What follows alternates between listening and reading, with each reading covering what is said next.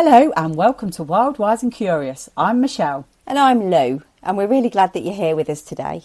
You can listen to Wild, Wise and Curious wherever you get your podcasts. And if you'd like to watch the conversation too, you can find us as a video podcast over on YouTube. Let's get into today's conversation.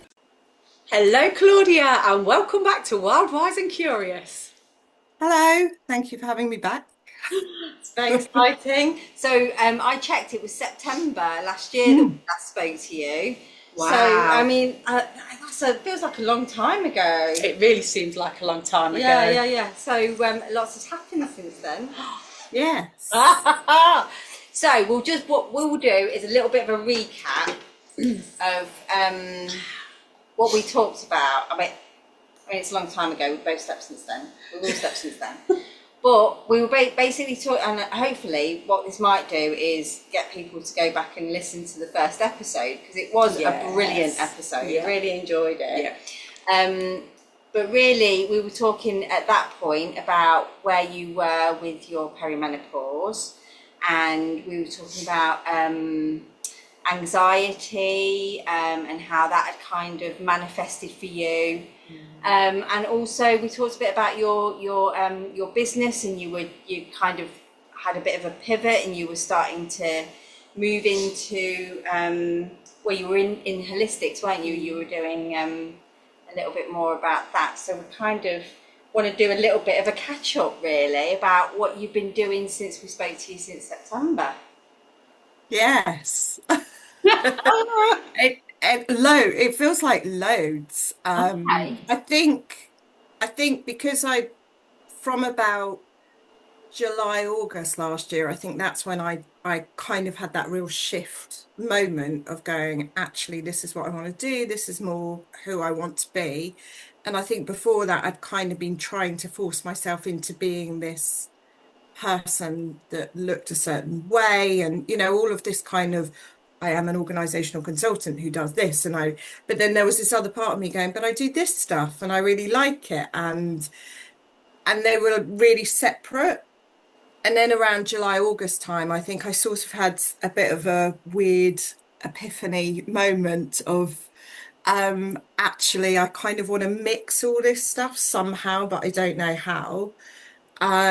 So yeah, it's been like a real evolving process of the past, I think, what's that, like 8 months, isn't it? And just for me getting so much more confident in myself and my offering, and that I am someone who can offer lots of things, and that's okay. And I think that's been the biggest piece for me to kind of really embrace, because I do a bit of loads and I enjoy doing a bit, but actually they've all got a common theme.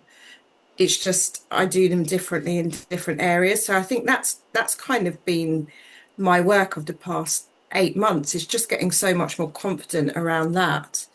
And yeah, just navigating life's changes as a 49-year-old woman. So how have the perimenopause symptoms been over this time then?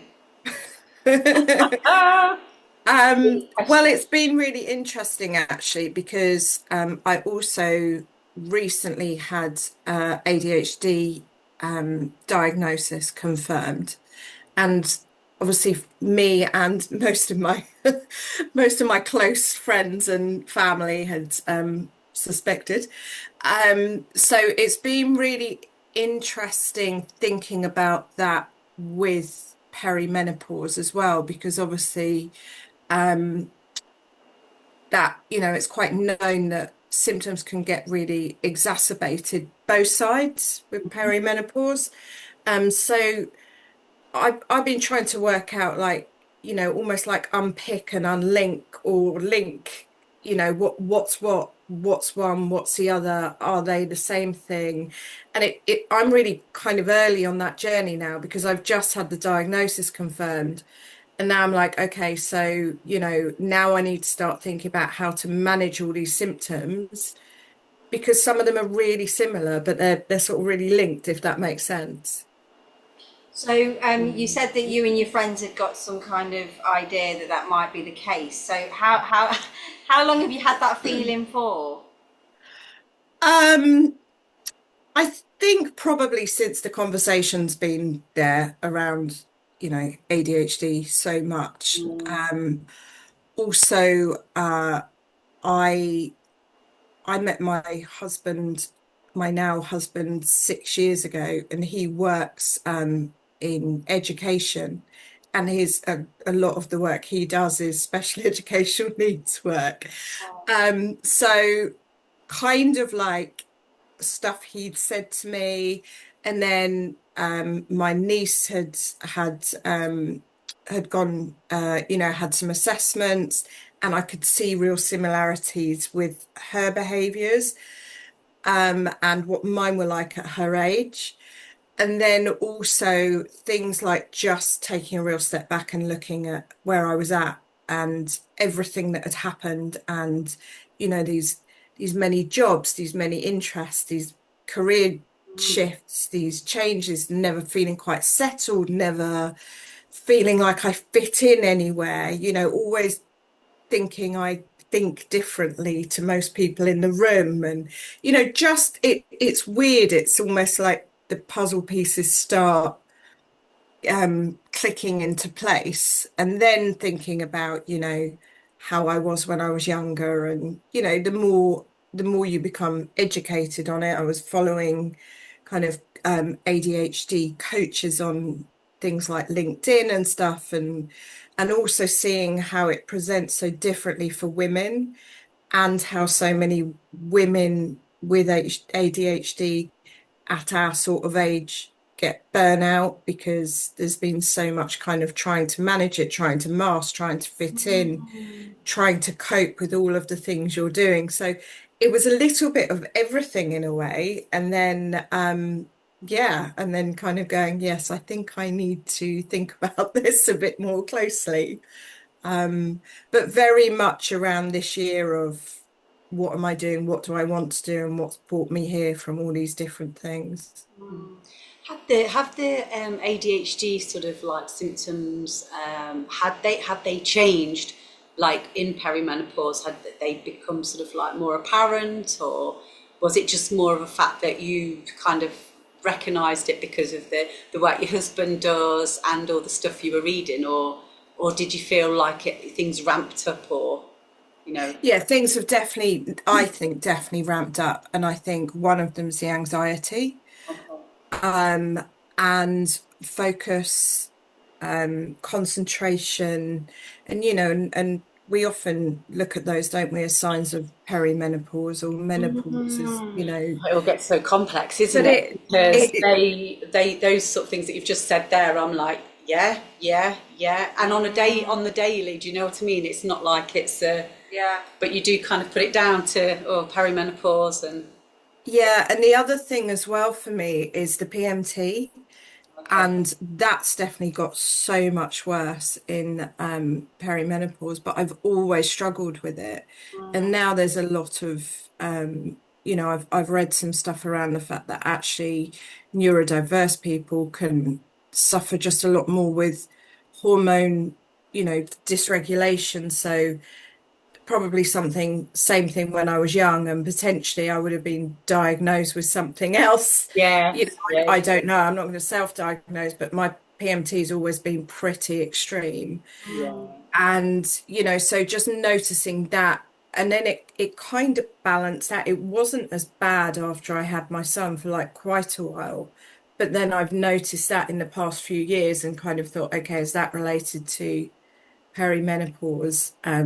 Just this real difficulty to regulate, hormonally, my mood swings. So yeah, I think that's the stuff I've just noticed. Yeah. But then it is that thing, isn't it, where you don't know whether you're noticing because you're not, Oh, Yeah. yeah, or absolutely.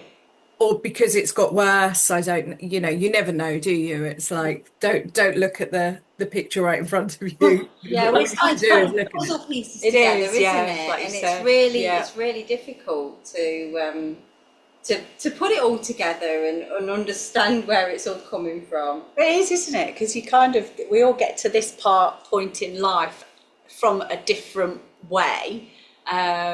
And we've all had so many different experiences, and then we're all kind of like thrust into this midlife woman, perimenopausal, also trying to sack off the stuff we don't want and embrace the stuff we do want, and live the life we want, and eat healthy food, and make sure we exercise, and all those sorts of things. And you know, if you've got children to look after, and older parents, and then you kind of sometimes get stuck in a bubble of like everything else and not really thinking loads about yourself. And I guess it's only at that point when you start to go, oh, actually, okay, what is going on for me at this point in time? Because otherwise you kind of get lost, don't you, in everything else that's going on. Yeah, because you're looking after everybody else and whatever. So it's time to look after you. And you're just in it, aren't you? You're just in it, head down, keep going. Hope I don't break. Sometimes, isn't it? Yeah. So how did it help, or has it helped by having the diagnosis? I think it's definitely starting to. I mean, it was literally like 2 weeks ago. Oh, so very recent. Oh, so recent. But I think, I mean, you know, I would have been surprised had it not been. I think how it's helped is a lot of it around making peace with a lot of things that, you know, I've felt for a long time are not necessarily socially acceptable, or, you know, just a lot of shame around things you know, decisions, changes of direction, hurtling down one road, all the excitement, telling everybody, you know, this is it, spending all the money, blah, blah, blah. And then, oh no, I'm not doing that now. You know, seeing that person 6 months later, you know, and there's a massive amount of shame around that.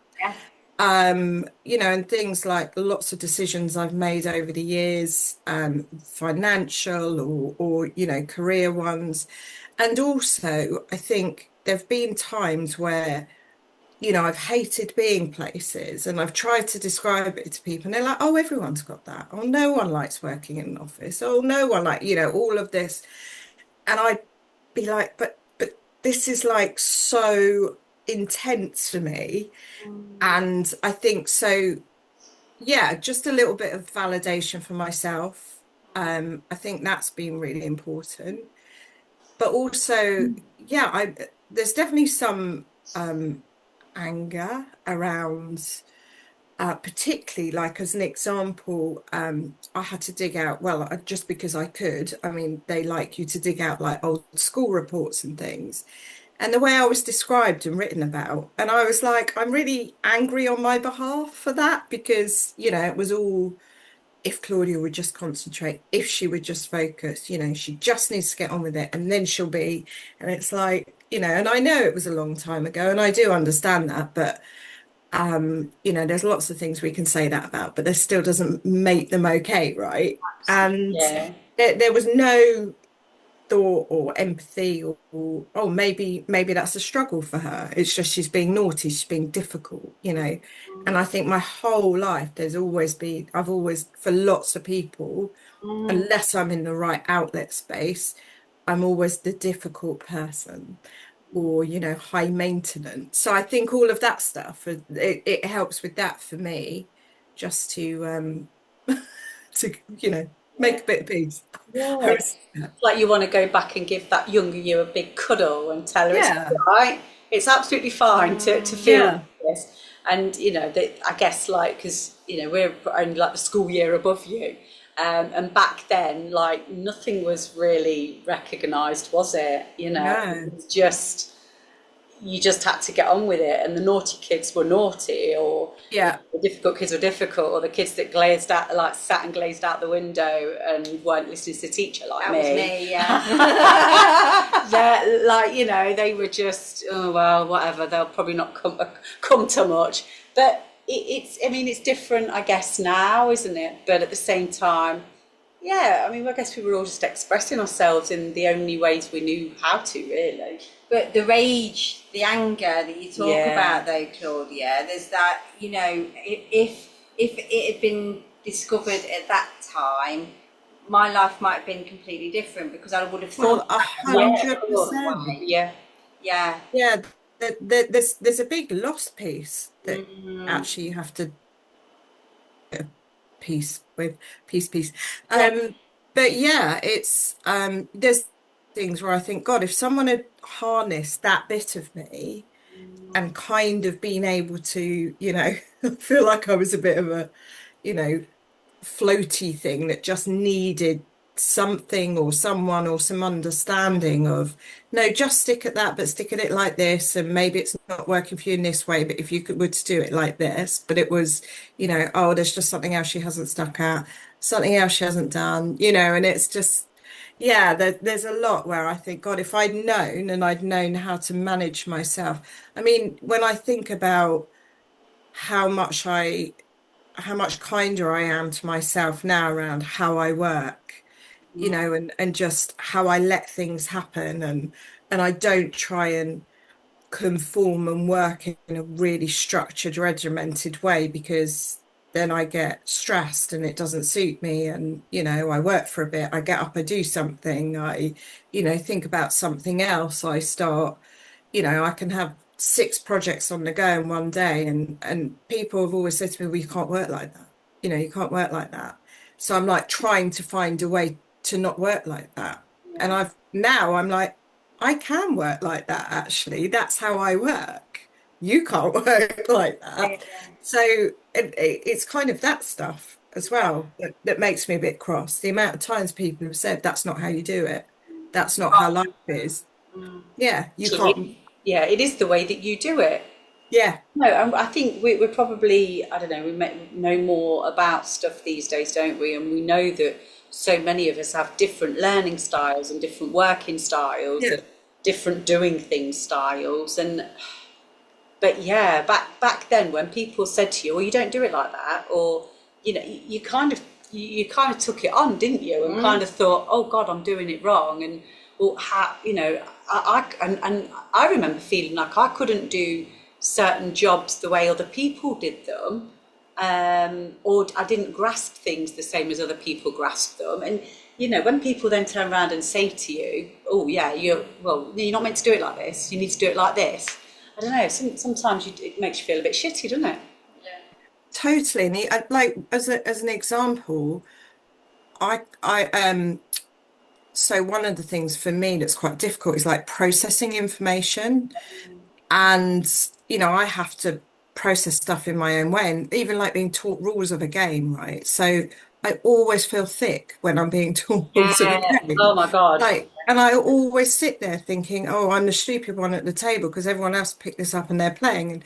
And even to the point of like, Uno flip in my family. And I'm always like, I forget the rules. I can't, but it's just because my brain processes differently. But it's when you think of all the micro versions of that your whole life.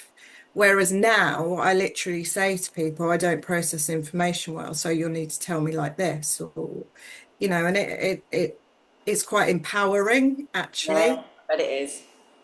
Yeah. Finding a new way to kind of process the world, I guess. Yeah, completely. And also not feel like there's something wrong with you all the time. Yeah. Yeah, absolutely. Yeah. Um, yeah, I can, I feel like I can really relate to that. And also because I've gone to uni at a late stage, I don't know what part of that the things that I struggle with is because I'm going through brain fog and I've got, perimenopause, or is it because of I've got a learning difference and I never Well, did that learn how to process things in a way that works for me. So I spent, most of my childhood thinking I was stupid because I can't process things. I process things Mhm. differently, but I've not got a diagnosis. Maybe we Are both. you still at uni now though? Yeah, so I went to uni late stage. So I did my my undergraduate I did in my late 40s, and then I've just started my masters. But yeah, Yes, so I am sorry, interrupt oh, go, ADHD. go, go. But I have to get my point, and that's another one. How many people over the years? I don't know, in the assessment, do you find you interrupt often? Yes. But that's one of the first things actually going back, because I did my law conversion course a few years ago, and I had a learning needs analysis done because I struggled so much with doing that work. Like, I could understand the work, but I couldn't do the exercises and things, and I couldn't keep up in class. And I've always been fairly high achieving academically, and I struggled, like, I mean, mentally I struggled, because I was literally like, why can't I keep up? Why has everyone finished this and I'm still reading line 2 of, this case study?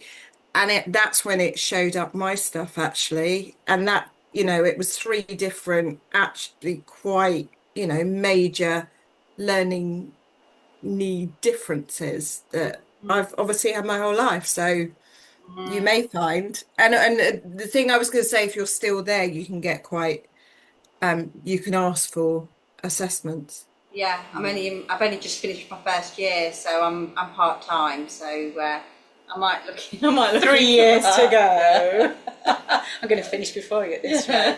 But do you find that you reread and reread? Because I'm at uni as well, and I find that some days my brain's okay and I can read stuff and it will go in. Other days I have to reread the same line over and over and over, and it still doesn't enter my brain. And I can read a few sentences and it feels like total twaddle. And especially like with the academic lingo, it's quite hard work anyway, isn't it? Yeah. And I have to sometimes I can't process it. So I'll have to read, and if I feel like that, I just have to walk away from it. Yeah. Come back at another time where I feel like I can read it, and then at that point, depending on how I'm feeling, another day I can pick it up and I'll read it and I'll be like, oh yeah, okay, and it goes in. But sometimes I can waste hours trying to make a page of text. Well, what I'll do though is that'll be it. I won't bother. Leave it. I won't bother, and then I'll be like procrastinating because I can't understand it, so I'm not even going to bother. Yeah. And then it becomes a whole thing. Then I'm in the garden. Then I'll have a cup of tea. Then I'll put a wash load on. Then I'll take the dog around the park. But then you see, this is where it intertwines with perimenopause, because it's the brain fog, and it's being able to retain information and also being able to access the right words and balance all the other shit that you've got going on anyway, like picking kids up, taking people of course, doing the food shop, going to work. So it's complex, isn't it? So you can see why so many women at this stage of life are being diagnosed and going through that process. Which is completely quite difficult, right? So the waiting list for diagnosis is bonkers. Yeah, I mean, mine actually was quite quick, but there was this wonderful, like, ironic piece around, obviously, doing a lot of focused work and form filling and all those things are some of the most difficult things to do. And then you literally like have these massive like online forms with so much detail needed, and they start asking you about like friendships from when you were a child and give examples, and I'm literally, I mean, I had to do it in so many tranches because the irony. But I was like, I cannot focus on this. It's horrendous. Wow. And so again, I mean, I probably got lots of things done in my house while I was supposed to be doing this. Yeah. But even like the irony with those forms, surely they should be developed so that people can fill them in with ease, right? Because surely things should be made as easy as possible. Well, it's a barrier. It's another barrier. Well, it is another barrier. Like have somebody that you can talk to, and then they can write it down for you. I don't know. Yeah, it's bonkers. Yeah, and that's the other thing I was going to say to you. Like, I sometimes found reading academic stuff quite hard, but if you can kind of do the audio thing, so you can get like things transcribed audio. Yeah, that can sometimes help. Yes, that's a really good shout, actually. Because for me, if I'm doing something else. So if I'm like cooking and listening, that's a really good way for me to process, whereas just sitting trying to read sometimes isn't. Yeah. And do you find that also, because this is me, and this is probably a lot of us, but if I really am excited by something and I love the thing that I'm reading, it will stick. And it's Oh yeah. like then the theory. So for me, it's I love the writing side, and I'm doing like a creative PhD at the minute. So Oh nice. creative stuff, I love it. I can get lost and I love it and I feel excited and I remember it all. But and you send me then down the theory side talking about literature reviews and methodology and all that malarkey, and I'm just like Switched off. totally. Oh yeah, not about the audio. Thanks, Lou. Switched off.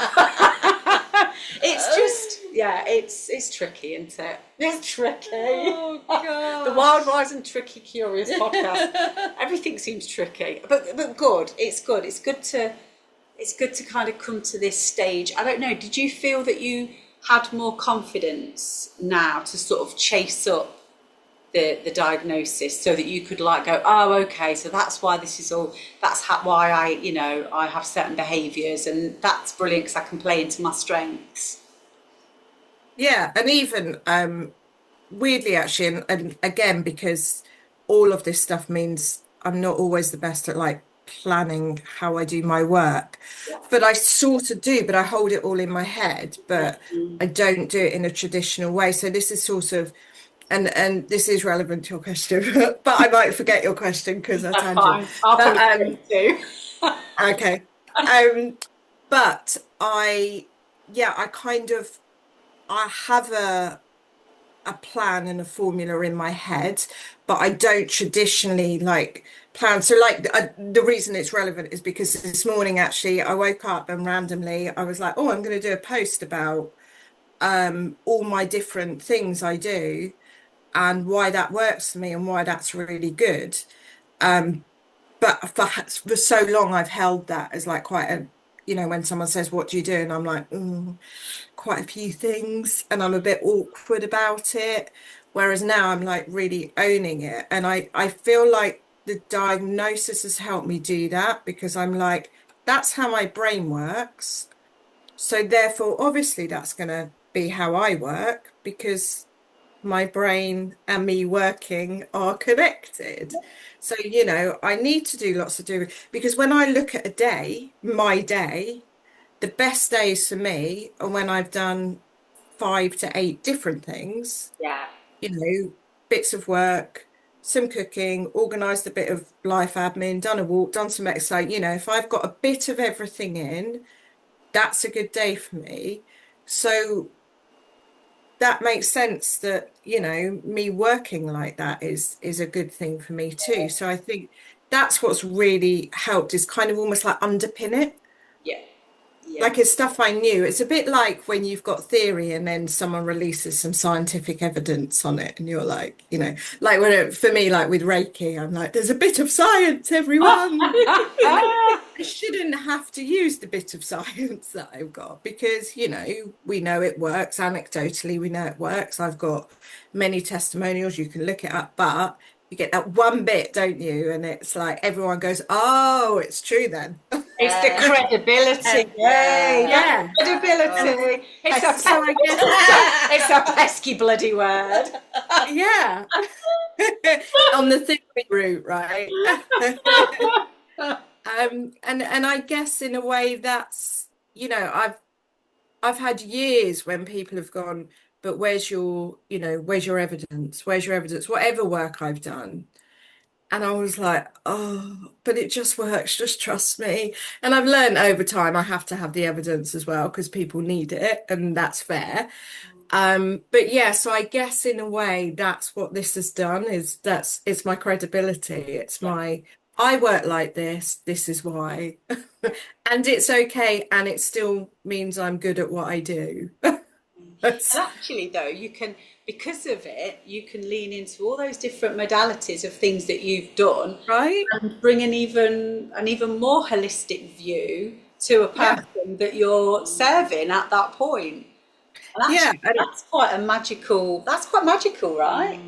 exactly. If you shift it, for me, I've done a lot of things, but I've learned the skill. Yeah. I've, and that's another thing with like the ADHD brain. It's like master it super quick, get get the qualification, Yeah. learn the theory, do everything. So actually, I'm really well informed because, from this to this to this, I've got all of these different skills, and that's what I love when I'm doing coaching work with people, that I bring all this different stuff in, and I don't have a specialism. I don't have a set framework. I have that I'm good at helping you untangle what's going on for you.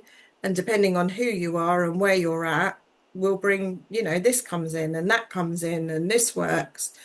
Um, because I've got it all in this like sort of arsenal, I guess.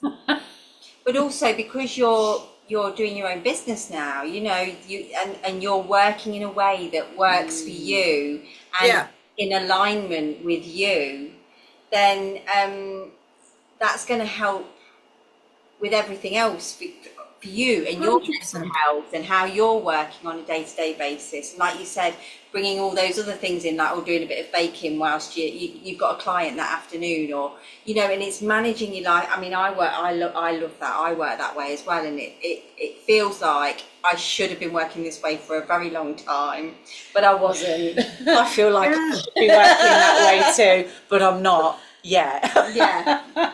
Yeah. And that's another thing that makes me angry as well, because I haven't often been an employee for all reasons above. Um, but when I have, I'm being told how to work and to sit for 8 hours a day with two breaks and, just do it. I'm like, but for me, that's unproductive. And I think it's unproductive for most people, but that's a whole other conversation. But and I just think that was the worst way to try and get the best out of me. And, as you say, if I'm doing stuff, I'm going to be better. And if you're allowing me to work in the way that suits me, I'm going to be better. And as you say, like running a business, like I think I've done a really good job in the past year. And that's, including doing my life in the gaps, or taking a break because I need a break, or waking up one day and going, no, I really can't do stuff today. I don't have any clients. I'm just going to take a day, and that's okay. Yeah. And then the next day, also with the nice, kind of ADHD hyper focus, I'll probably produce more than one person would in 3 days Yeah. in the Yeah. morning, because I'm like, Really on Yeah. it. so, Yeah. yeah, I think there probably just needs to be so much more of that. And I think being pushed into working how it doesn't suit you is another thing that leads to burnout, right? Because it's for being forced to be in a life that's not suited to you. Yeah. Yeah. So, Claudia, what sorts of things, I know we spoke about it on the podcast last time, but, just as a reminder to people, what sorts of things do you do with your clients? What sort of things do you offer? So I do, so with kind of private work, I do Reiki, coaching, kind of, I guess I call it transformational coaching, just because I think I make quite a lot of change quite quickly, but it's not like, again, it's not something where I've specifically trained in, it informs like that deep change. And because I've got training in kind of unconscious work and psychodynamic work and group stuff, I can kind of do that in loads of different environments. Yeah. But also I'm equine coach trained, Yes, I love so that. Yes, I yes. do coaching with horses. So I'm just doing putting together a kind of day for that at the moment. But it's interesting because it's like one thing then informs the other stuff, like someone comes for Reiki for a headache, or really bad headaches or something, and what it's like. It's these things are always just a presenting issue, right? So, quite often as the relationship develops, then the coaching work might develop from that. And then, there's with some clients, you then think, oh, actually, they might really benefit from like a day with the horses. So I might suggest that. So it's, that's what I mean by I just try and really let the work evolve. And then organizational work, I've recently gone back to just some HR and culture advisory stuff, which is kind of one of my backgrounds. But coming at it really differently, because it's a lot more around culture. So I'm working with an employment lawyer around sort of advising on new employment law and stuff, but we're doing like a combined piece of showing how the culture and the people piece is as important as the law, and you need to bring them together. So that's been really nice too, because it's all kind of part of the same stuff. Just that's what I mean. Like, I've started to realize, before I was a bit like, this is my separate organizational consultancy person, and then this is my Reiki coaching person. I'm like, actually, this is me, and I just, I've got this like common theme of just, whatever that is. But yeah, like untangling and, making people's worlds better, I think, is just generally, what it is. And then I'm just I do some writing as well. That's quite new. I'm really enjoying that as a creative outlet. Tell us more. What's the Claudia? So it's non like I've been doing non-fiction, but like, so one of the things I've started writing on leadership and organizational work, but very much using the unconscious and what's going on for founders, teams in their organizations. It's the stuff that we don't really, we don't really look at. So everybody kind of, it's like bring in the consultants, look at the top line, get fixed what needs fixing. But actually, we don't look particularly. My real interest area is entrepreneurs and founders and founder-led businesses, because they're kind of an extension of the person quite often. So it all gets so mixed up. So I've started a little book on that.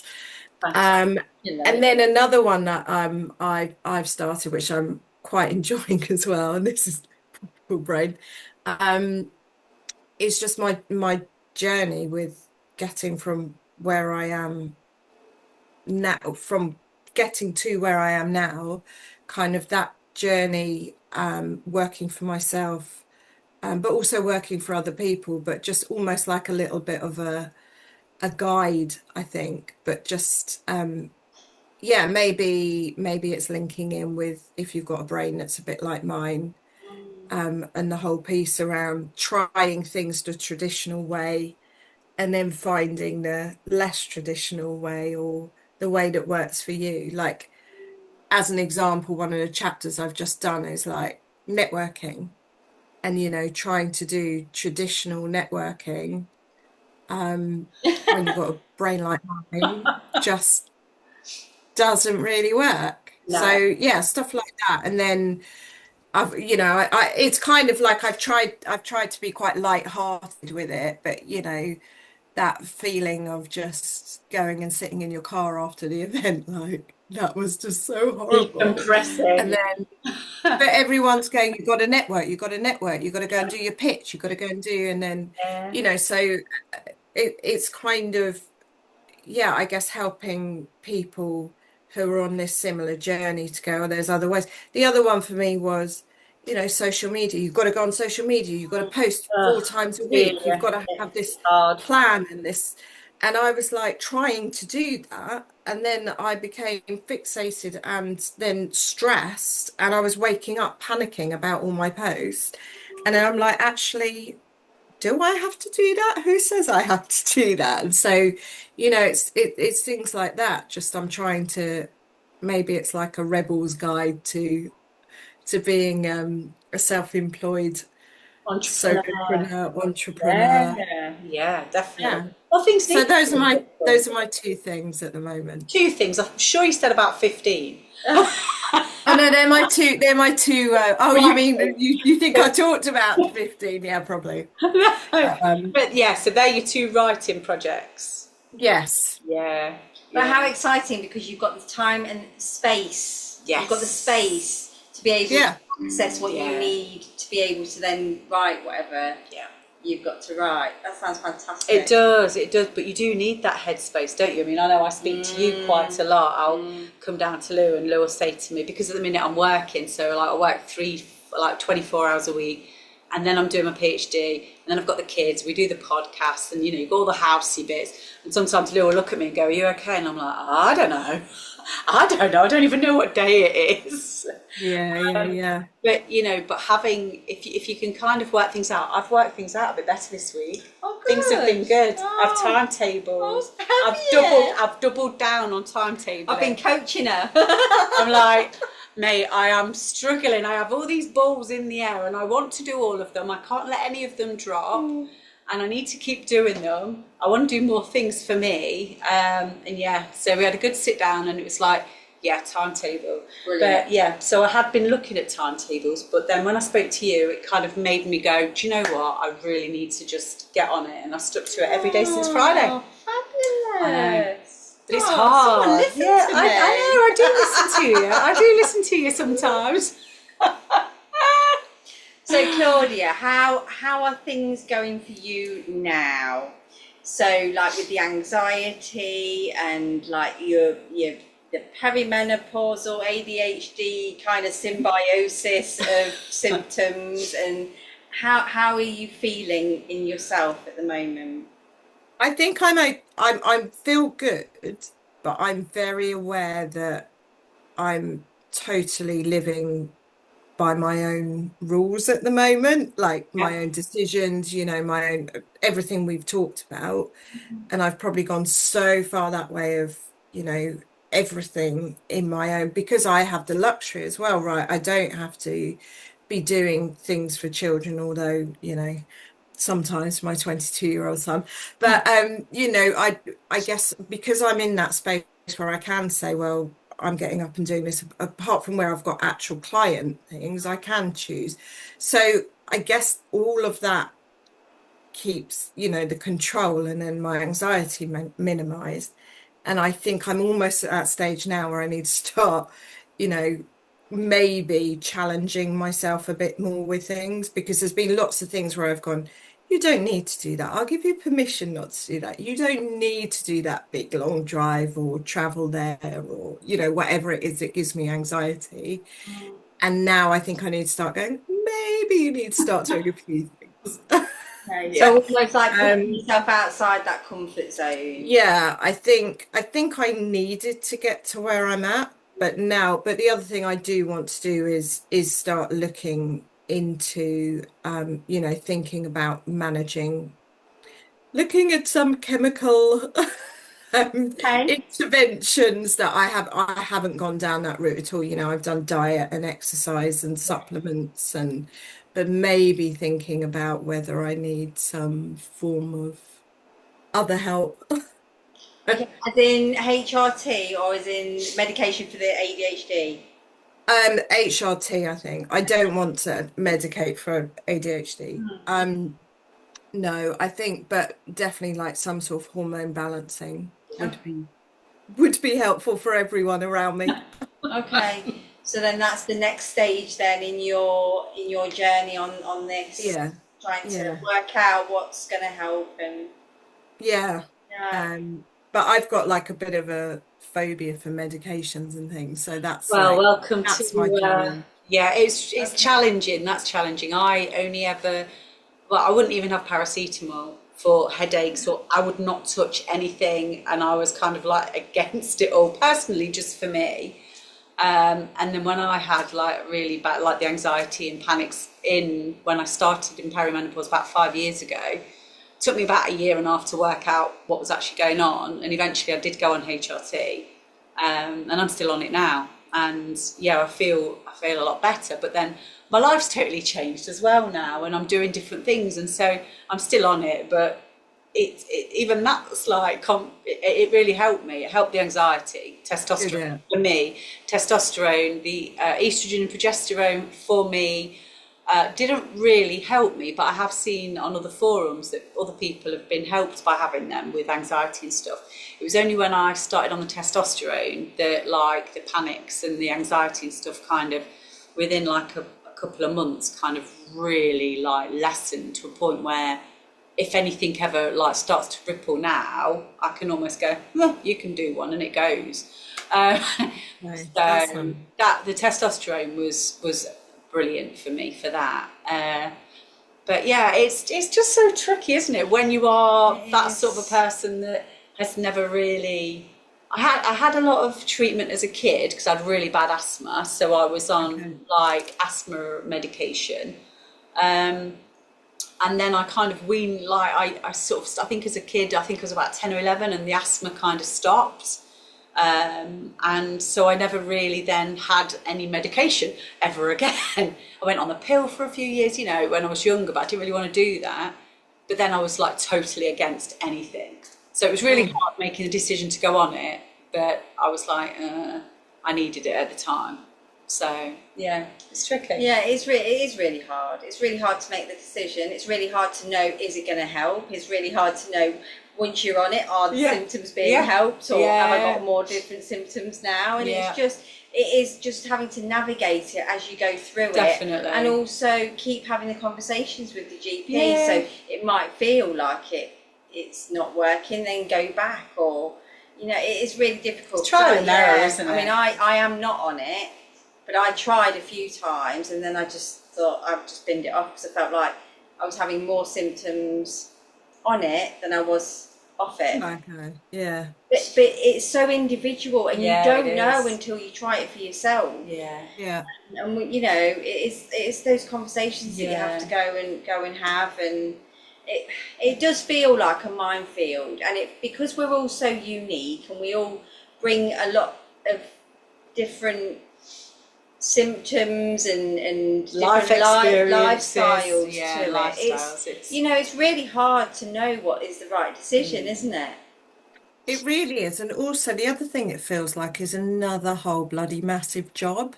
Like when you've got so many things going on, and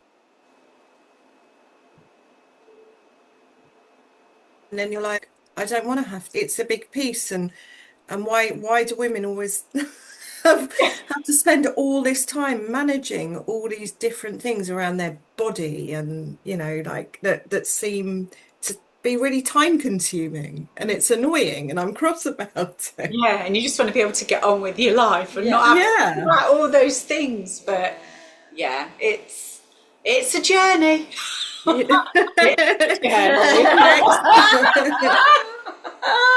It's tricky. It is tricky. It is tricky has become the word, I think. Yeah, we should be called wild, wise, and curious and tricky. It is though, isn't it? And I think so many people feel that because we've all had different life experiences, because of the different things we're eating and putting in our bodies, because of like, you know, how our hormones, everybody's hormones are different. Yeah, there's no one size fits all. As well. Yeah, stress levels and and because we're natural nurturers a lot of the time, it's, you know, mind you, that's quite good, isn't it? When the estrogen starts to wear off, you give less of a shit about everything that you used to about. I mean, that's good, right? That's good. Yeah. I'm so glad you said that, because definitely my empathy levels and my nurturing pieces, definitely, I'm like, no, do it yourself. That is one of the better side effects, isn't it? It is, yeah, really. Yeah, I definitely do a lot less for everybody else now. Yeah, me too. Me too. Yeah. And that is good. And I don't feel guilty about it. Every now and again, I'll have a little bubble that goes, and then I'll go, no, you've all had all of my life. I'm having a bit. Okay, you've had my soul. I'm taking it back. Exactly. I don't know. But yeah, it's a journey. That's it, really. Indeed. Yeah. Wow, okay. Wow. I I can't believe the time. No, that went really quick. Didn't it? Yeah. It was brilliant to catch up with you though, Oh, it was Claudia. Claudia, definitely was. Yeah, Definitely you was. too. Thank you for having me again. No, it's been great again. We'll see you again for Yeah. part 3 in another year's time, and we'll see how things have changed for you and Yes. how you're doing. It would be really nice to catch up, actually. Well, it would, because I think it's really good for people that are listening who are going through similar experiences as well, to kind of have those different markers of how different people are shifting through these times. So, yeah, it would be really good. Yeah. And I mean, hopefully, if people feel like, they're not quite fitting in whatever place, then that might help. Yeah, absolutely. And we'll put all your information on the episode notes as well. So if anybody does want to get in touch and have a look at your beautiful website, they can do. They can indeed. Even just for a chat, to be honest. I'm always up for that. Fabulous. Wonderful. Thank you so much, Claudia. Thank you. Great talking to you again. Yeah, thanks so much, Claudia. Take care. See you too. Bye. Bye. Thanks for tuning in to today's episode. If you'd like to be a guest on the show, feel free to email us at info@wildwiseandcurious.com or reach out on our socials at wild_wise_and_curious. And don't forget to hit subscribe so you never miss an episode. Stay curious and we'll see you next time.